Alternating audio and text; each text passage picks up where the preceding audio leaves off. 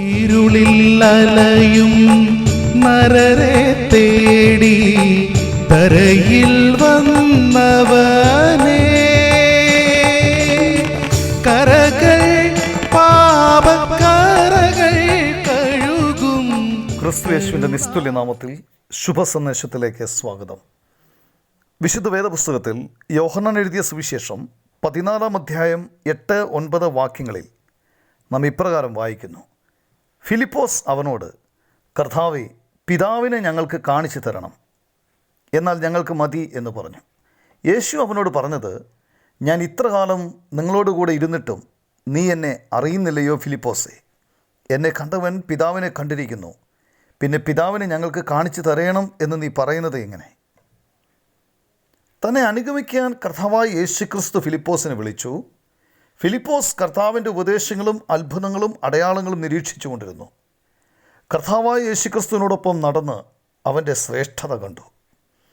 വ്യത്യസ്ത സമയങ്ങളിൽ ദൈവം തൻ്റെ മഹത്വം ഇസ്രായേല്യർക്ക് വെളിപ്പെടുത്തിയതുപോലെ ദൈവത്തിൻ്റെ മഹത്വം കാണാൻ വാഞ്ചിച്ച് പിതാവിനെ ഞങ്ങൾക്ക് കാണിച്ചു തരണമെന്ന് ഫിലിപ്പോസ് കർത്താവിനോട് അപേക്ഷിച്ചു.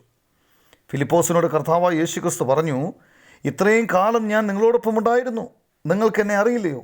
എന്നെ കണ്ടവൻ പിതാവിനെ കണ്ടു, പിന്നെ എന്തുകൊണ്ടാണ് നിങ്ങൾ പിതാവിനെ കാണിച്ചു തരണം എന്ന് പറയുന്നത്?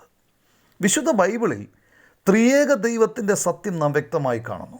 ദൈവം പിതാവായ ദൈവം, പുത്രനായ ദൈവം, പരിശുദ്ധാത്മാവായ ദൈവം എന്ന് കാണുന്നു. ദൈവത്തിൻ്റെ പുത്രനായ കർത്താവായ യേശുക്രിസ്തു മാനവരാശിയുടെ രക്ഷയ്ക്കായി സ്വയം ക്രൂശിൽ യാഗമായി, മരിച്ചവരിൽ നിന്നും 3-ാം ദിവസം ഉയർത്തെഴുന്നേറ്റു. കർത്താവായ യേശുക്രിസ്തുവിൽ വിശ്വസിക്കുന്നവൻ ദൈവത്തിൽ വിശ്വസിക്കുന്നു, കാരണം അവൻ ദൈവമാണ്. ഈ സത്യം കേട്ടിട്ടും പലരും നിഷേധിക്കുന്നു. ഇന്ന് നിങ്ങളും ഇതുപോലെയാണോ ചെയ്യുന്നത് എന്ന് സ്വയം പരിശോധിക്കുക. ദൈവം നിങ്ങളെ സഹായിക്കട്ടെ.